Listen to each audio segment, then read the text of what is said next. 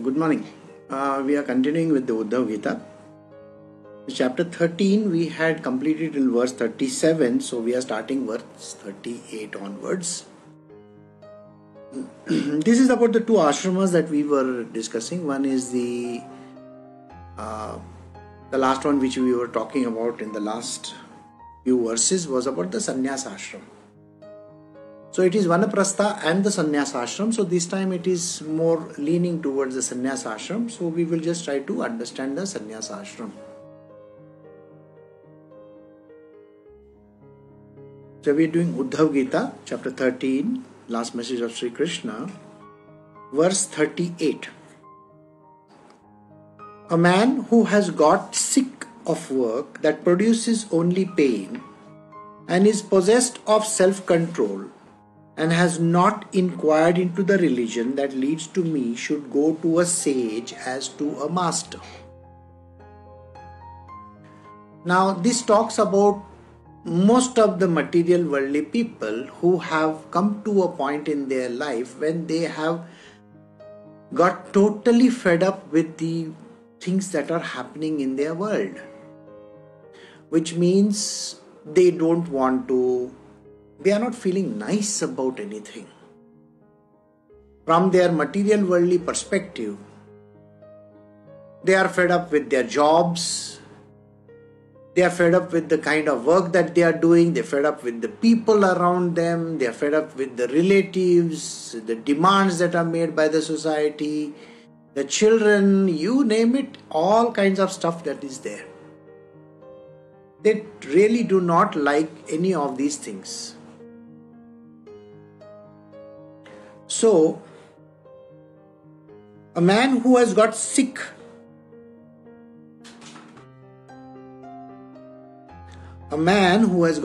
of work that produces only pain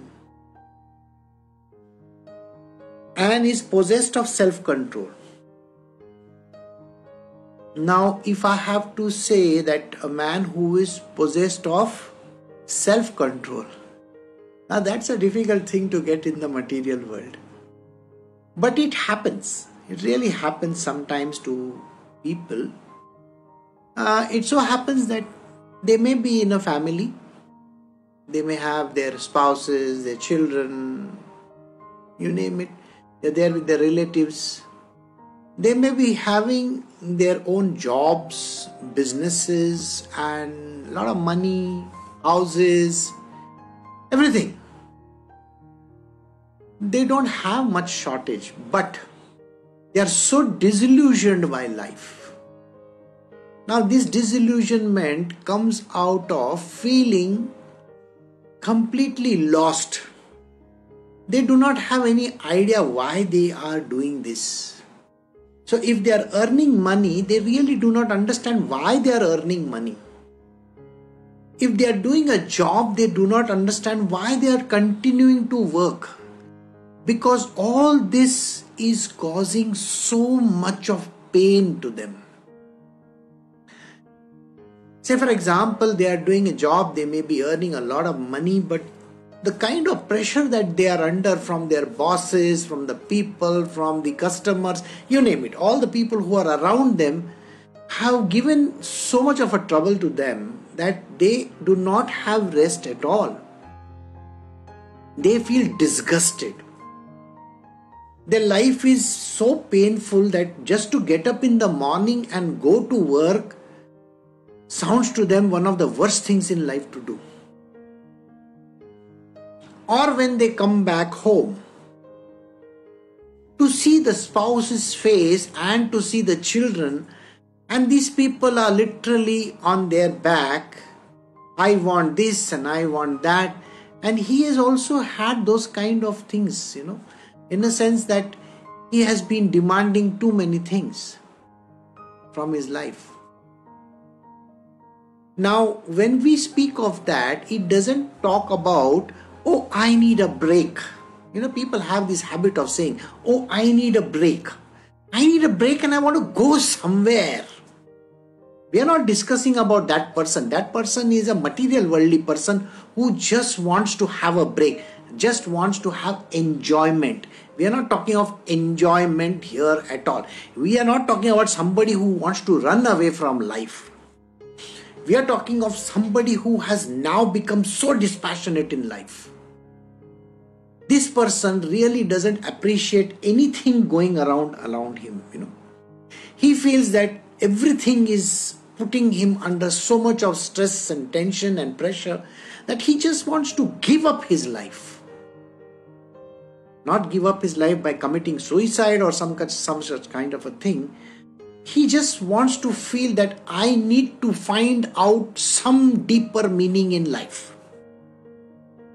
What is this deeper meaning in life? Because nothing can give him happiness, the joy that he feels. I need to feel this joy, I need to feel this happiness. I do not get this kind of a happiness. Everybody is pressurizing me. It is not that the job is bad or his spouse or his children or his parents or anybody is bad. No, but the kind of things that are going on in his mind, he feels that there is a complete disgust for this. Whether it is lust or greed, it has gone away from his life. The lustiness which a man feels at the beginning of his life, he feels that he needs to go around and do a lot of stuff. That has left him. He is not attracted towards the opposites. He is not even interested in having any relationship with anybody. It also means that he is not seeking a person out. Alright? So there is no lust in that person. He is not lusting for anything. Then he is not interested in making money, compiling up stuff, having properties, and so on and so forth. Person who is wanting money all the time. Somebody who thinks, oh, the rate of gold has fallen, so I should go and buy gold. The stock market is not doing well, so I have to invest. So this is not the kind of a person we are talking about. We are talking about a person who has got completely fed up with this kind of things. So he has no greed in him. No greed whatsoever. Then there are the other Shadripusis that are there. He has got rid of them also. He feels, what is the point in getting angry over a person when they know very well that this person is anyway not going to change at all? The person realizes that as much as I am doing for my spouse is least interested in it and wants more and more and more and more and more. Is demanding things. Or if you are living with your parent, the only thing that they can see their parent is literal degradation.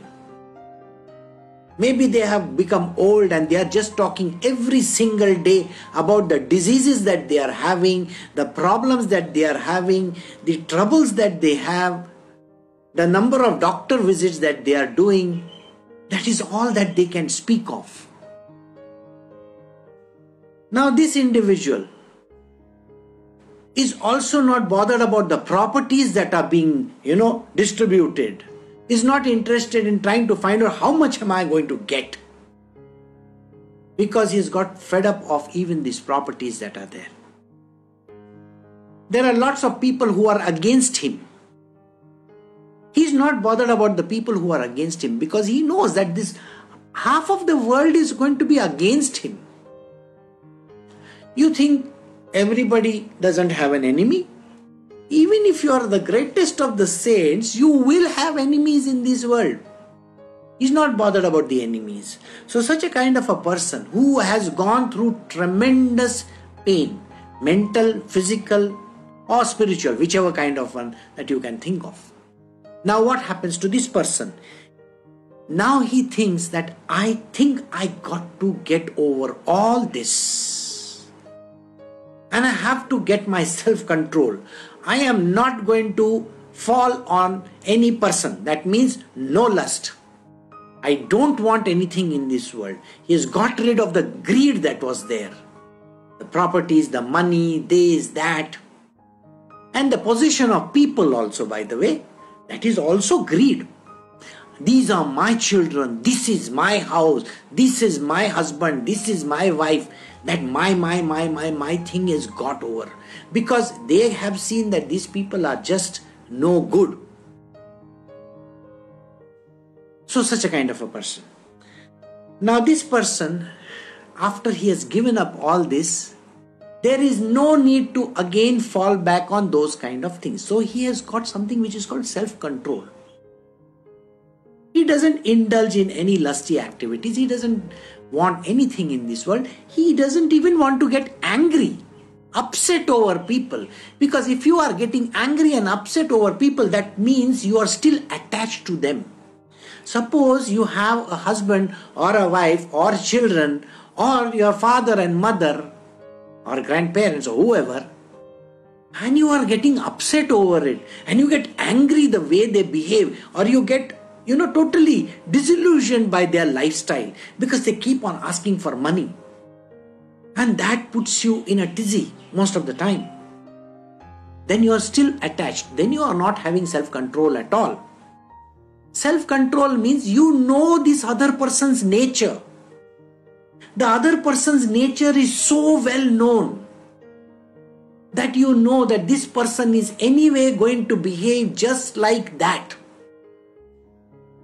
So Krishna is telling Uddhava, see Uddhava, now that you have got disgusted with all these things, and so far he is never bothered about trying to find out about religion. I mean, they have never had the time to turn towards God. Why? I was too busy in my life. You see, every day from morning to night, I'm just thinking about work. Like Rihanna. Work. So the problem is, this man or this woman has been so engrossed in their life, and today they don't want to work. No work. Again, I'm saying this for you to understand, it is not about coronavirus or about anything like that. It is just that they don't feel like doing any of these things. So such a kind of a person is now turning towards God. Now when this person is there and they want to turn towards God, they have no way of turning towards God. You know the reason why? Because they don't have any idea about God. You see, what they have learnt in their past is go to some temple, go to some place of worship and bow down over there, give a lot of money to that Panditji over there or whoever is managing that place, give donation to that place, and then do some prayer and say, keep on begging from God, God give me this, God give me that. No, this person is not interested in the God made of stone or metal or whatever. He is not interested in finding out who is this God made of stone. He is not interested in knowing that yes, if I go over there, I will get my wishes fulfilled, because there is no God over there to fulfill your wishes. First and foremost, no God will say, hey, look at me. Got it? We are talking about God Almighty. We are not talking about some ordinary God. Alright? So yesterday we were discussing, a few days ago, we discussed about Das Bodh, where we mentioned that we are not talking about any Brahma, Vishnu and Mahesh. No. We are not talking about any Lakshmi, Saraswati and any other goddesses that are there, Kalis and all that. No. We are not talking about any of those things. That too you can find dime a dozen everywhere. Aren't they available in the marketplace? Go in the marketplace, you will find hundreds of pictures and this and that. No, this is the truth about God. I want to know God. Now for such a kind of a person who has self-control and who is very keen to know the truth about life and who is this God that he is discussing about, such a person should go to a spiritual master or a sage. They have to find a guru. It is always mentioned in most of our scriptures is that you don't find a guru, the guru finds you. It is the other way around. Let me correct you here in a little way. First, you got to have the urge. Alright? If the urge is not there, you are anyway not going to find. You see, think about it like this. If I am going on the road and I am actually not searching for anything, I will just pass that object also without knowing about it. But if I am seeking that object, suppose you have been told, go and get 12 bananas. You know, your eyes are open towards bananas, you are looking for it. And then you will find it at all different locations, isn't it? So you got to be searching for the Guru. That is the primary thing. You have to search for a spiritual master. It is then, when you are ready for it, the master will appear. Otherwise, you will never find a master. Yesterday I was discussing about this, and the idea was, how does a person actually find him? There are people who feel that, oh, is this the right person? Is this the right person? Is this the right person? They keep on searching. They never find anything because they are searching for miracles.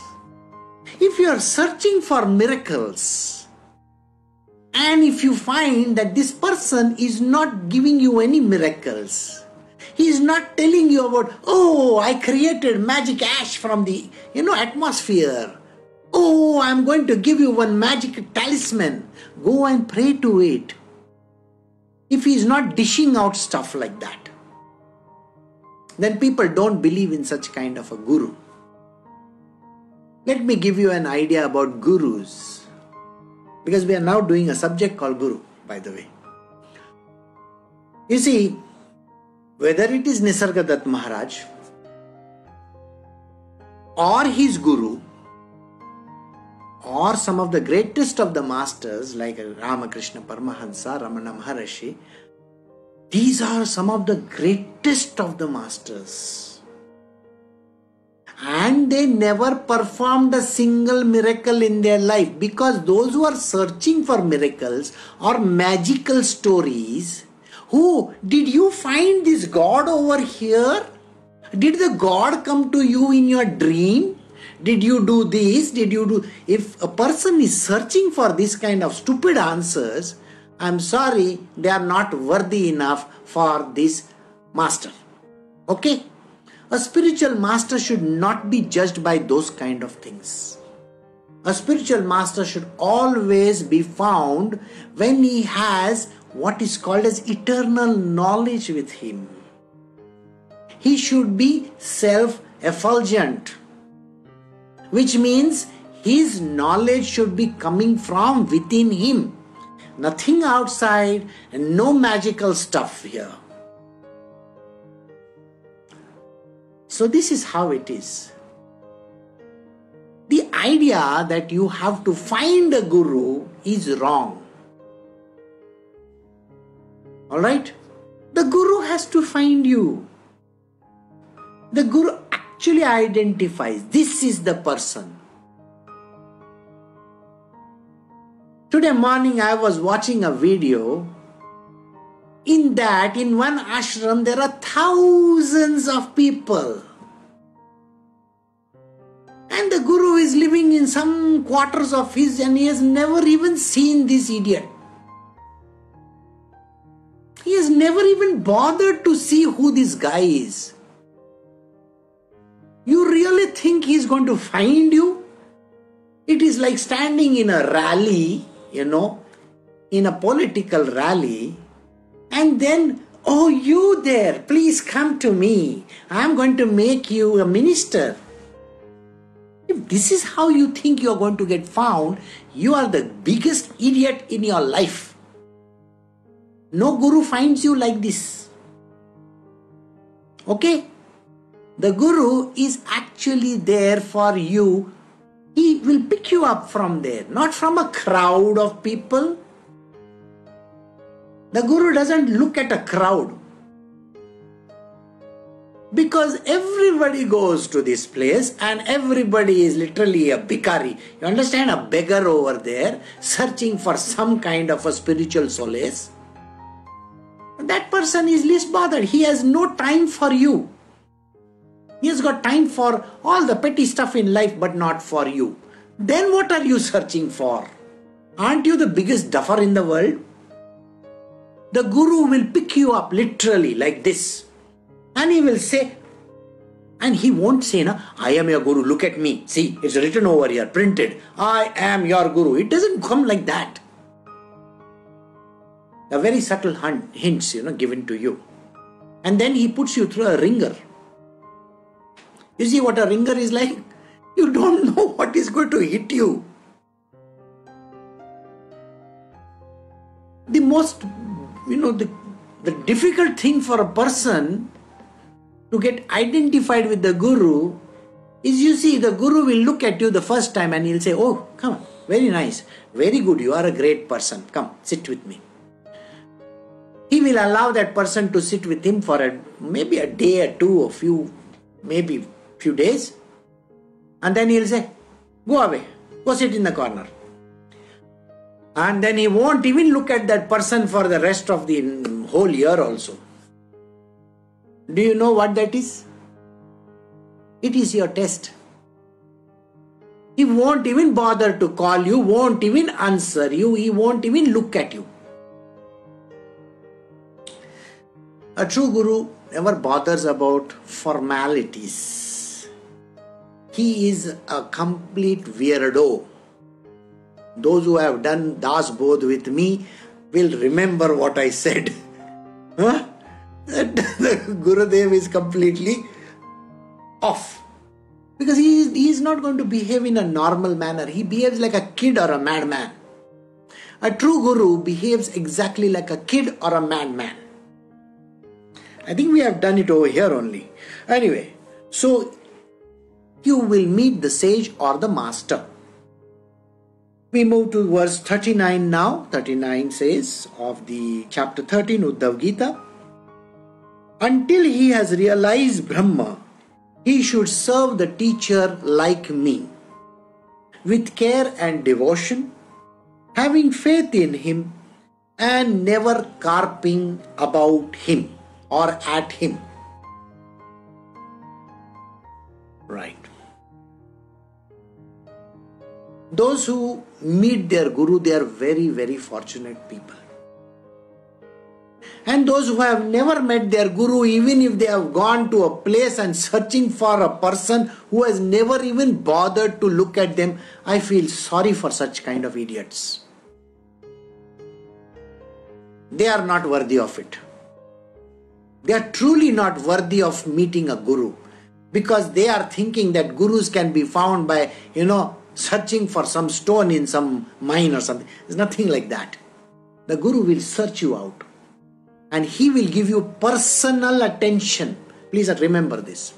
So here, a person, an individual who has got disgusted with life, who has nothing to look forward to, is now only seeking spiritual knowledge and wants to find God. Only for this kind of a person and not some ordinary person. We are talking about this man or this woman. What is this person supposed to do? Until he has realized Brahma, till a person has not become Brahmanyani, till you have not reached the state of realization, this is the rider. Please remember this. Till you have not reached the state of realization or reached Brahmanyana, till that point, he should serve the teacher like me. That means service unto the Guru has to be done till you reach Brahmanyana. Got it? Service is the most essential thing. Without serving the Guru, nothing is possible. Please let me tell you straight up that if you think that you can just Oh, I am listening to a satsang. Isn't that sufficient? I have sent some dakshana to him. Isn't that sufficient? Oh, let him take care of me. Oh, I have given him dakshana. Once in a year I will give some money to him. And he should be taking care of me. I met such a person in my life. There was this lady who thought no end of herself. And she had a Muslim guru, by the way. He was not a Muslim, but though he was a Muslim, but he knew Vedanta. He knew literally everything. So she met this person. And being a very rich person,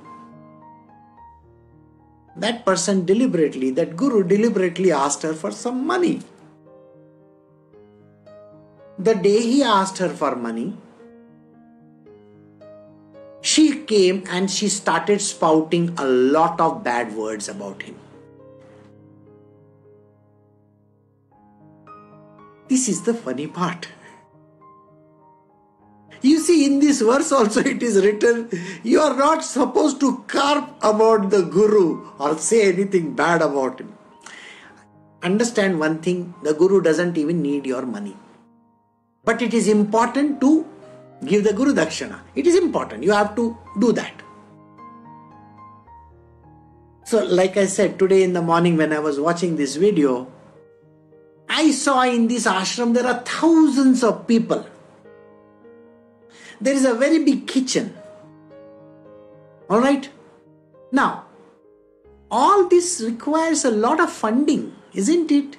I am sure there is a lot of ways by means of which they are doing it, but it doesn't matter to me. Seva is what we are looking at. Seva of a kind which is directed towards the guru, not towards some ashram, not towards some person, not towards, trying to pander to somebody. We have people, I have seen in very big places, they will do seva to the person who is in between. The in-between person that is there? In Mumbai language, they call him a chamcha or a chamchi. These are nothing but touts. So they will go and serve the touts and they say, Sir, can I get 5 minutes with the guru? What? You have to beg for timing? Doesn't that sound ridiculous to you? The guru has to give you personal attention. If the guru is not even looking at you, if he is not giving you personal attention, then what are you doing in your life? Leave it. So here, serve the guru like me. First, you have to understand that there is no difference between Krishna, he is teaching Uddhava, remember that, between Krishna and the guru. So he says, just think, if I were there on this planet Earth, how will you serve me? It's exactly the same way, serve your guru. Okay? After serving him with care and devotion, you have to take a personal care of the guru and you have to be devoted, single pointed devotion to him. Actually, it was a very funny incident that I heard. And it was so shocking that there are people in this world who will go and ask a person, and that supposed guru says, I didn't hear from my seniors. What seniors are you talking about? Do you have some internet connection with somebody? Oh, isn't that funny? I didn't hear from my senior, whoever that senior might be, and I can't do this, and this cannot be done, and that cannot be done. Oh my goodness gracious. If you are a guru, you don't need communications. You don't need internet. And if person thinks that, oh, I need to have a communication with someone, I think they are completely off their rockers. No. If there is a guru, he is capable of taking his own call and decisions. He doesn't require permission from any authority anywhere. No Shiva and no Brahma and Vishnu is supposed to give, permission to do something. They are called G-U-R-U, Guru. A guru doesn't require permission from any Brahma, Vishnu, Mahesh or any other person in this planet Earth. They are capable of taking whatever decision that they wish to. If they have to teach, they will teach. If they don't have to teach, they won't teach. If they have to give their grace, they will give grace. If they don't have to give their grace, they will not give. Remember the two words over here, care and devotion. Alright? And there are no direct communication with any god anywhere, by the way. You don't dial up to gods. If some guru tells you, I have to dial up to gods and I have to wait for God to give me a signal. What? What BS they are talking about? There is no dial-up connection with anybody, or there is no internet, or there is no communication like that. Oh, I have to go in meditation, I have to seek advice from someone. No, a guru is an ultimate authority. Please remember this. He is equivalent to Krishna himself. Isn't that what was mentioned in this verse? I am quoting verses. I am not talking bullshit and nonsense. Alright? Here he says, you have to serve him like the teacher, like me, with care and devotion. Having full faith in that. You got to have 100% faith in the Guru. It is not that, oh, today I don't have faith, yesterday I had faith, tomorrow I will not have less. This is not the way, yo-yo. This is called a yo-yo. Thinking, oh, is he there? Is he not there? Is he there? Is he not there? Is he there? Is he not there? I get everyday messages from people who have doubts in their mind. First doubt they will have is, are you there with me? My answer is, get out. No, I am not there with you.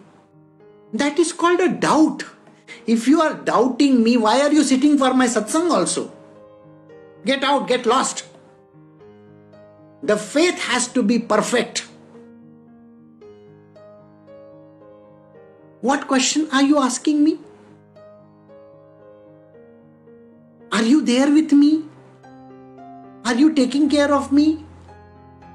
I feel so lonely. I feel so sad. You have a guru, greatest thing on planet Earth, and you're feeling sad and lonely and as if he is not there. What kind of bullshit a person is talking about? Guru Agya means a Guru Agya. Whether you like it or not, you got to follow it. Following the Guru's diktats is very, very important for reaching spiritual emancipation. You want to reach the Brahma. Isn't that what is written over here? Until he realizes Brahma. Till a person doesn't realize Brahma, don't leave the feet of your Guru. Doesn't mean that you catch hold of him and he's not a statue or something like that. I'm not going to leave you. I'm not going to leave you. Not that way. You may be millions of kilometers away. Doesn't matter. You may be staying on Mars also. Who cares? It doesn't really matter. God is there even on Mars, by the way. And God is there on every planet. He is there everywhere. And the Guru is nothing but the essence of the divine. So if he is the essence of the divine, what makes you think that God is not there with you? Everybody goes through their hell, of course. You go through your hell if you are working somewhere. Whichever person that you are living, sometimes you have zero money in your pocket. Didn't we do that? Yesterday only we were doing it. When a person has no money in his pocket, absolutely none. He doesn't even get food to eat. You think that person is supposed to cry and feel sad for it? I got cancer, I got pain, I have kneecap problems, I have headaches. Oh, Those are material worldly issues. That is not a big deal. Even your guru may be having cancer for all you know. Does he keep on carping at you and say, oh, you see, I'm not feeling well, I have to go to the doctor. You think that is how he's talking to you? Ramakrishna Paramahansa was sitting with throat cancer. He never pointed. He just said, I am not able to speak, but I want to speak.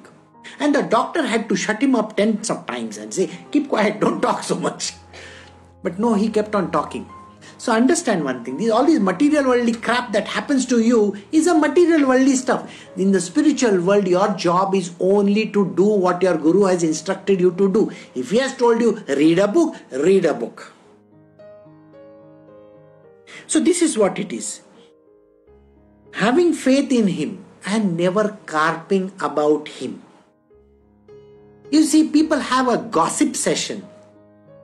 And in the gossip session, they want to know, what did the guru tell you? What did the guru do with you? Oh, he is favoring you.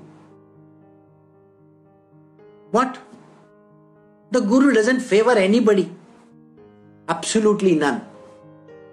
He doesn't look at a person for hours maybe. He doesn't even care the way people, oh, you're my baby, I have to take. He's not going to be like that.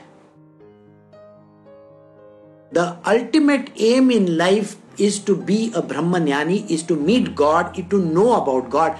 And the Guru's job is to make you reach that destination. He is not interested in doing any other thing. He is not interested in pandering to you. Yesterday, some of y'all over here got a glimpse of how a Guru behaves. It's a very beautiful lesson. There is no bias in that. No bias because somebody is father, mother, somebody is husband, wife, somebody is children, or all the near ones, dear ones. There is nothing like that. The ultimate destination is more important if you are a disciple or a devotee. You have to be having a devotion for God, isn't it? For the Guru. So this absolute service is what is important. And when you are doing service, let me tell you about service. You see, if you have been told to tend to a garden, you got to be the best gardener over there. Maybe the Guru will come over there, or maybe he won't even come. But if that is the job that you have been given, you do it meticulously with devotion. You are serving the Guru, not some ordinary human being. So don't even bother about it. Just if the job has to be done, do that job diligently. Now we come to the part called carping about the Guru. Don't carp about him. Don't say bad words to him. Don't even question him. Don't argue with him. Anybody who argues with a Guru, anybody who says anything to him, it is not a dictatorial thing. Even in my world, I have been called Hitler thousands of times. It's not a good word. First, you have to understand that you can't carp about him. You can't say things about him. If you truly need that spiritual emancipation, if you truly need the Brahmanyana, then please don't do those kind of things. Don't doubt him in the first place, because the faith is extremely important. Having faith in him and never carping at him or about him. Don't do that. So we will move to the next verse. These two verses there. So chapter 13, Uddhav Gita, verse 40 and 41. But one who has not mastered the passion, whose intellect, the guide to his sense organ, is wild, who is devoid of discrimination and renunciation, such a man taking up the monk's triple staff for the sake of subsistence is a destroyer of religion, and cheats the God, cheats himself and me, who resides in his self. With his impurities unconsumed, he is deprived of both this life and the life to come. So there are certain number of people who feel that they just got to do something because they have nothing to do. You see, I'm tired of this job, maybe I can become a sannyasi. They are thinking that I should take up the orange color clothes. For what? That is the way how things are to be done, no? See, everybody joining in this ashram, they all wear all baggy clothes and they will have orange colored garments or white colored garments. They will grow their beards and they will grow their hair and all these kind of things are there. And that is how things are, by the way. Because the other idiot is doing, so you also do. Why?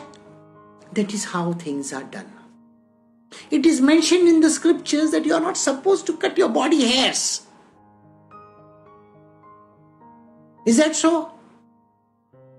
I don't recollect, most of these people ever bothering about it. You may get a bald guru for all you know. You understand? A bald guru. Completely bald.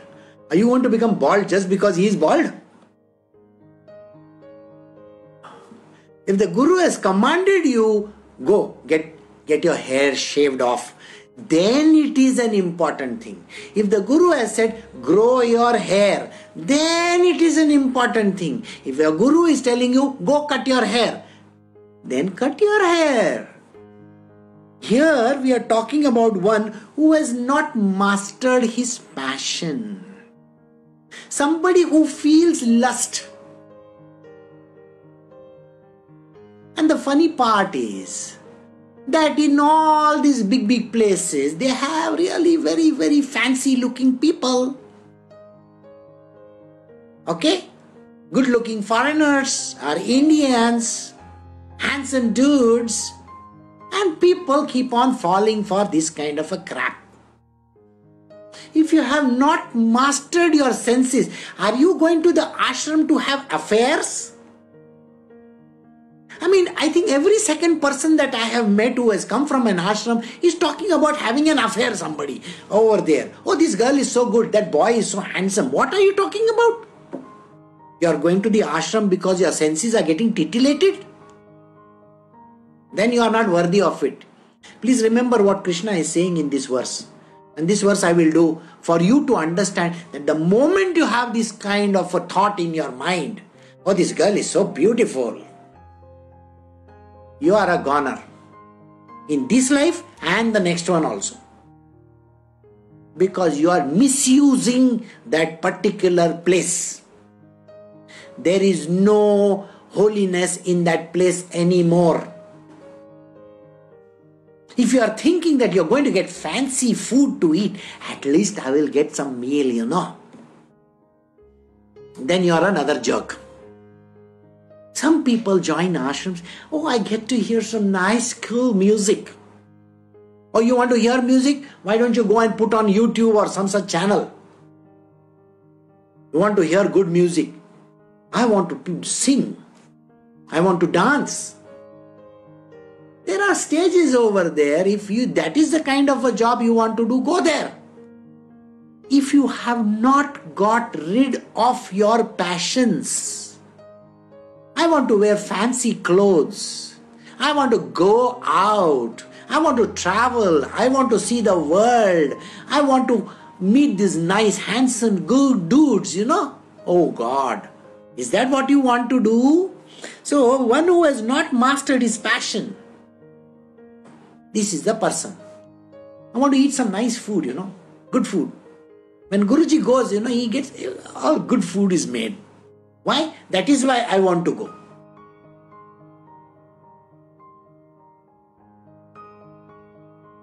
No.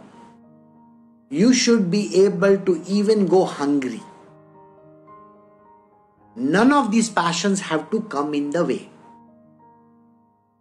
Remember one thing. Even if you are passionate about certain thing, passion is not the doorway to spirituality. I am sure you know the first word. It is called dispassion. The passions have to be chucked out. The Guru normally points out in a very, very casual manner. You know how he will say, "Oh, you haven't shaved." Now people think that, oh, Guruji is just looking at my beard maybe, He may say, "Oh, you're wearing nice clothes." Do you really think he's appreciating your clothes or your long hair? He is looking at your passion for growing your hair. He is saying it in a reverse order. When he says you look good, actually what he is saying is you are an idiot. Why? Because these are not the clothes that you are supposed to wear. The Guru's ways are very unique of talking. You should listen to some of the great Gurus that are there from the past. You will listen to them. Alright? You will come to know how they speak. They are looking at your passion. If they tell you, you have finished your job, it means that you haven't finished your job.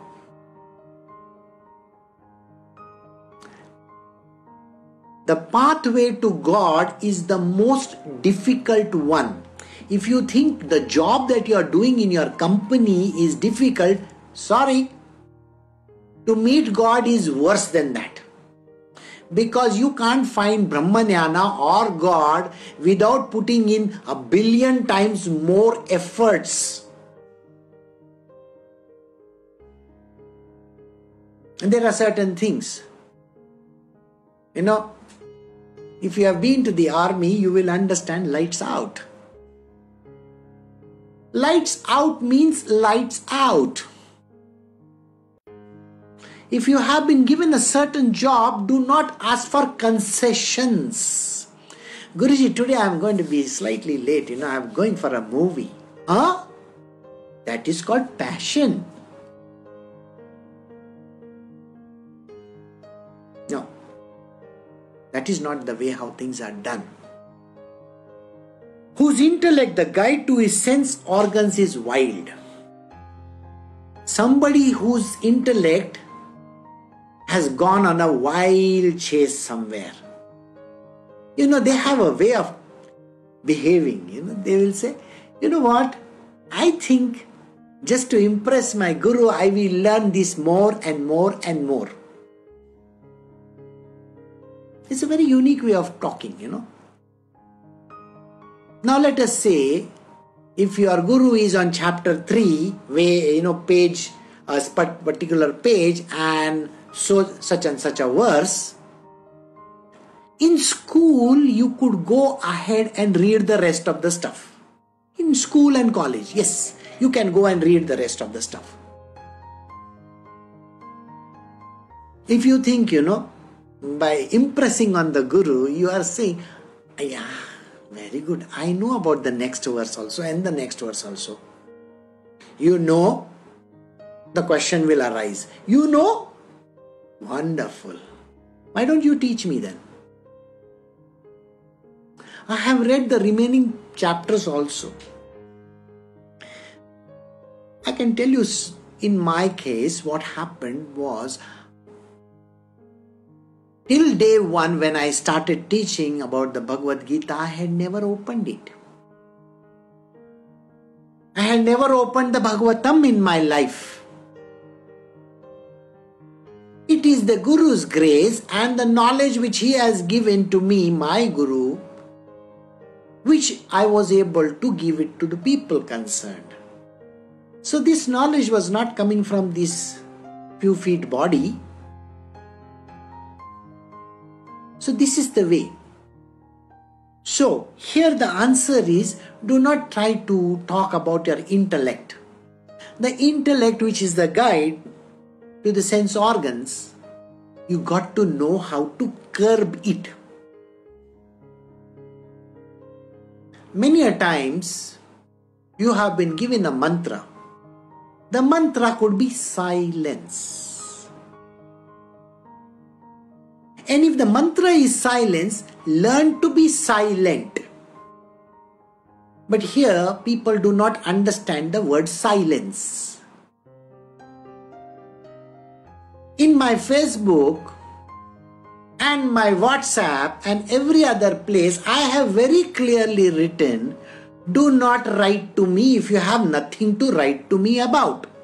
Only if you are dying, then only write to me.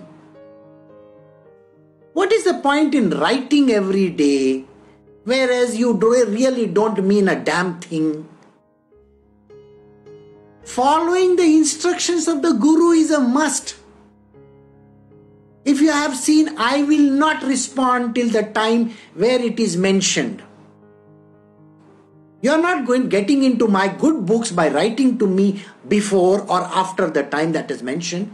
You see, the ashram is a very, very peculiar place. It is worse than an army. It is not important to keep on disturbing. You have been given the word called silence. Shut your mouth and sit over there. That is the Guru's way of teaching.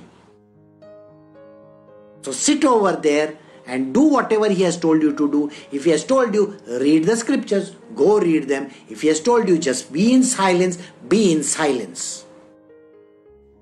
There are certain of my disciples whom I have told them, I don't need to get in touch with you. They have never got in touch with me.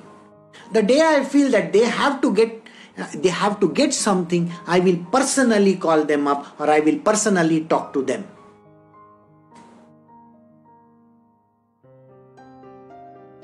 The problem is, there are certain things that a person has to follow, and that has to be followed to the T. Some people have this habit of writing one word, ting, another word, ting, another word, ting. What is this? Do you think that just because you have a phone and that you can keep on writing to me? No, don't. Don't write to me. I know what is happening in your world. Unless and until there is an emergency, there is no need. Once in a while you can definitely say, but all the time is not a good deal. The knowledge in which the Guru gives is very, very peculiar and unique to the individual. And you have to follow it the way he is teaching you.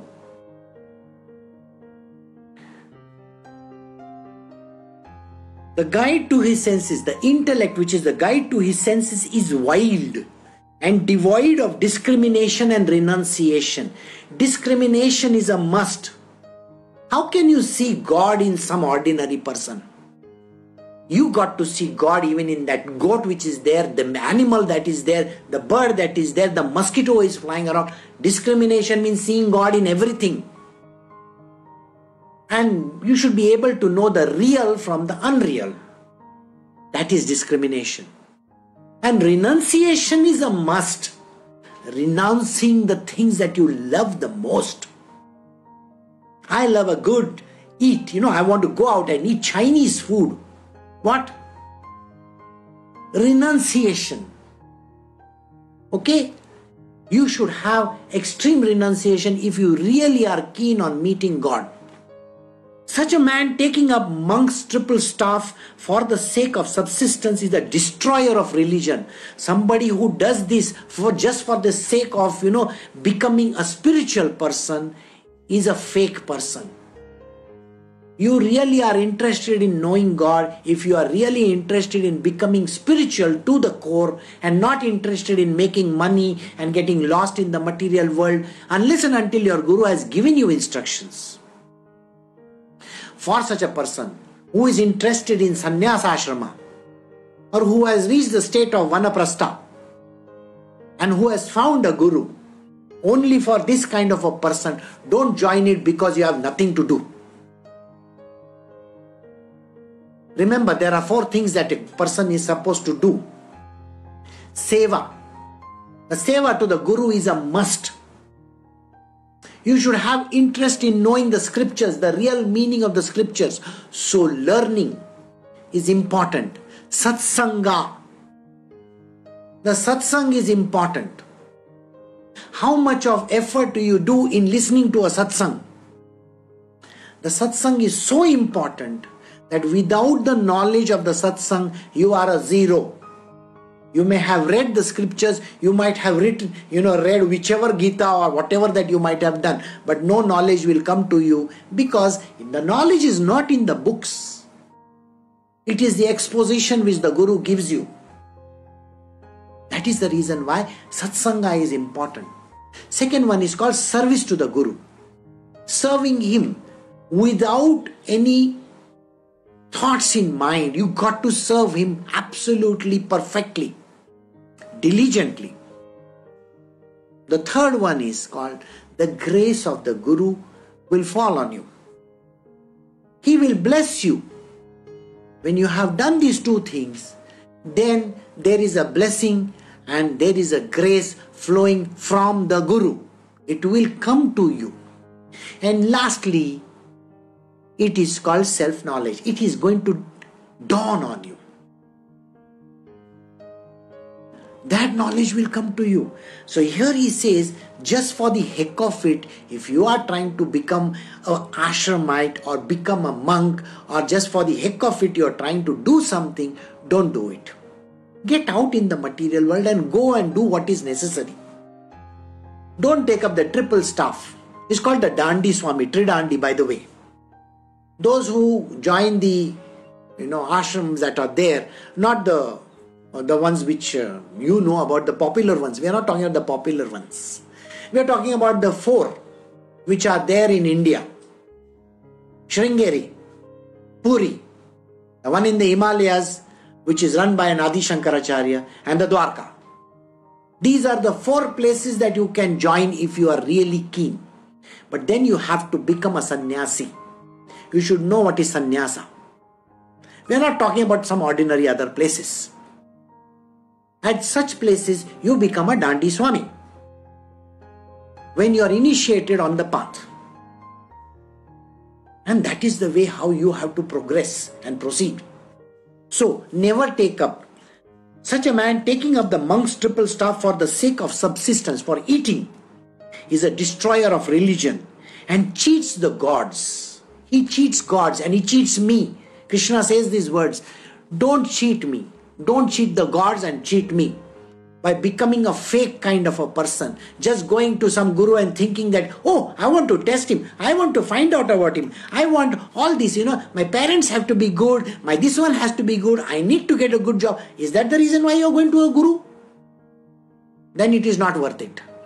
Your ultimate aim is to reach God and not some ordinary little stuff that you think is there in the material world. He cheats the gods, cheats himself and cheats me who resides in him. Krishna resides in the self of every human being. And if you are cheating him, that is not a good thing. With his impurities unconsumed, he is deprived of both this life and the life to come. So please remember this. If you are doing this, if whoever is on the path and is doing this for very petty reasons, the ultimate is to reach Brahmanyana, remember this. Then you are cheating Krishna. And when you are trying to cheat Krishna by looking for petty stuff, I want good clothes, I want good job, I want this and I want that, then you are not worthy. Then remember, you are cheating not only in this. So you will be deprived both in this life and all the other lives to come. Because you are making the biggest, grossest error in your life. Remember one thing. You have found a guru. Do the seva of the guru. Be devoted to him. Do what he tells you to do. If he tells you don't bother about all these other gods and images and stuff like that, don't bother about it. If he tells you go sit in the corner, do that. If he tells you go read this stuff, do that. If he says go work in the kitchen, do that. If he tells you go in the gardens and do something, do that. Seva is called that. So he will give you a seva, do that particular thing, and you will be then on the path towards your liberation. I'm sure you have never heard Krishna speaking directly about these kind of things.